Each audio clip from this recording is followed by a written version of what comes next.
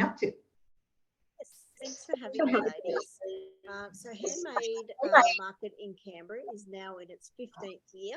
So we started 15 years ago, and we started with the idea that Canberra could use a market that was for people who created their own product. So just going back a bit further than that, the idea came to me in that I was a milliner by trade, and I had studied that while I was in the Air Force. When I got out, I still had a spouse that was in the Air Force, so we travelled around a lot from Canberra, spent 11 years travelling around, then came back to Canberra, and I realised that markets probably could be a little bit more than what they were at the time. So I created something specifically for people who made a handmade product or had their own creative business. So that's where the idea for Handmade came from. We went and found a location, so Albert Hall. We could fit 35 stalls. When I say we, it was me. I went out, found 35 stalls, convinced those people to come along to the market. We had about 2,000 people come through that day, which was fantastic. That made a very crowded Albert Hall. We considered that a success, and we went from there. So we've had a few venues along the way, and I've always considered a slow and steady growth, and I considered growth the way to go for us. We didn't want to grow too fast. So we had a few different locations where we could grow slowly. We're now at Exhibition Park in Canberra. We're on 4 times a year. We have 250 stall holders at any one market, but we have a registered 650 odd makers and designers, producers with us. So we're one of the largest registrations of small business. Everything is Australian made, so we're accredited with the Australian Made campaign. And 3 or 4 days ago, we had our market at Exhibition Park, and we had around 27,000 people come through the doors over the 2 days. Wow, it's amazing. That really is amazing. And some of the conversations that we've had over the years, Julie, have been around the fact that Handmade is so much more than just a market, that you put a lot of care and attention into actually building a community. And how important would you say that has been in terms of growing from your 2,000 to your 27,000 visitors that you've had most recently? I would actually say it's the most important thing that we do or that we have. And without that, I doubt that we would have lasted the 15 years.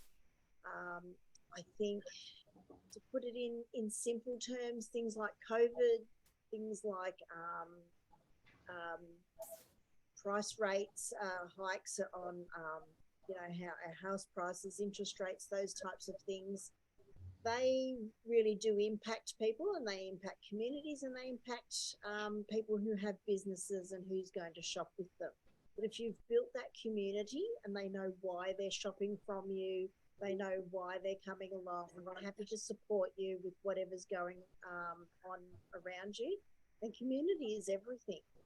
And I think as a small business or even as a large business, it's something that you should always be thinking about, and probably thinking about that first, and everything else in your business second.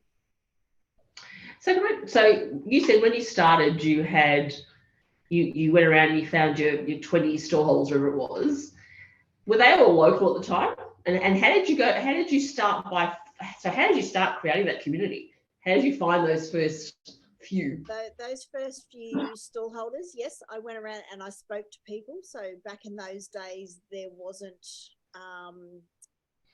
EDMs, there wasn't any social media, that's for sure. So it was all talking to people.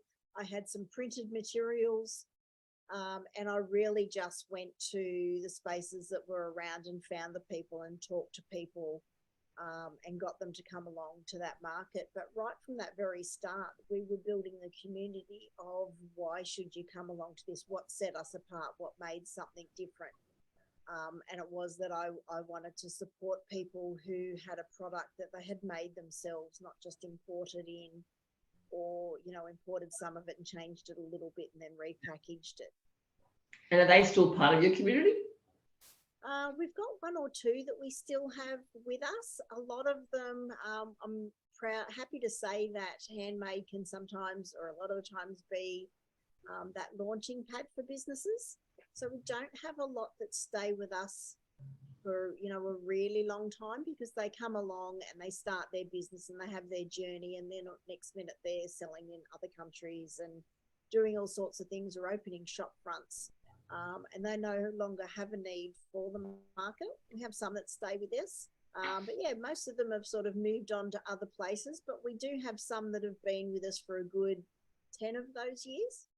That's great. So do you think that the markets are almost like an incubator for small business? Because not only have you taking them along a journey with a shared vision of creating handmade products, quality designer products, but you've also, over the years, you've invested in professionalizing the businesses. I know you've run a number of courses for them as well, haven't you?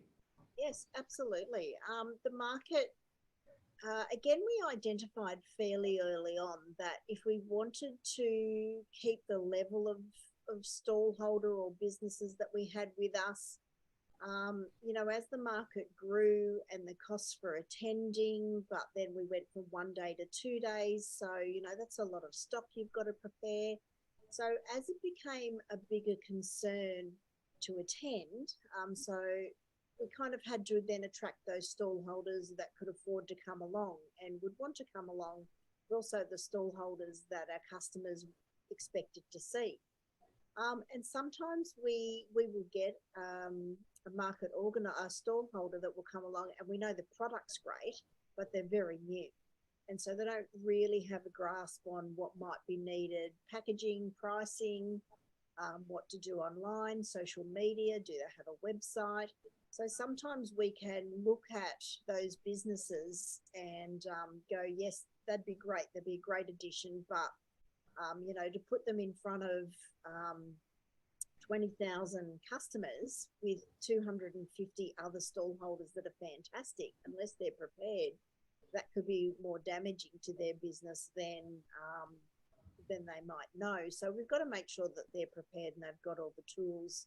So we've spent a lot of time, and especially since COVID and onwards, creating our members' resource area. So again, running courses, making sure that they've got all the tools so that they can succeed as best they can, so that once they get to the market, they're prepared and they can use it to their best advantage. That's great. So